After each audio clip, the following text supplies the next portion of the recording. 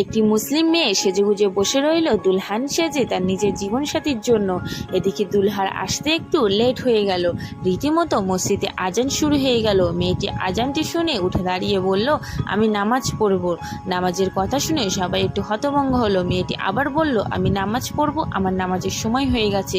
মেয়েটির কথা শুনে আবার বাড়ির লোক ওকে বলল যে তোমার মেকআপে এবং তোমার সাজে যে কত টাকা খরচ হয়েছে তুমি জানো, এবং তুমি অজু করে এগুলোকে ধুয়ে দিলে তাহলে সমস্ত টাকা বিফলে যাবে, এবং যার জন্য তুমি সেজেছো সেই তো তোমাকে এখনো দেখিনি, সেই তো এখন এসে পৌঁছায়নি, তাহলে তুমি আজকে তোমার বিয়ে, তোমার নামাজ না পড়লেও চলবে। মেয়েটি বলল যে আজান হয়ে গেছে, আল্লাহ পাক আমাদেরকে দেখছে যে আমার বান্দারা না আজানের কথা শুনেও কেন নামাজে দাঁড়ায়নি, এবং আমার যদি বিবাহের আগেই যদি মালাকুল মউত আমাকে নিয়ে চলে যায় তাহলে আমি আল্লাহর দরবারে গিয়ে কি জবাব দেবো? আমি আগে আল্লাহর বান্দি, তারপর কারোর স্ত্রী।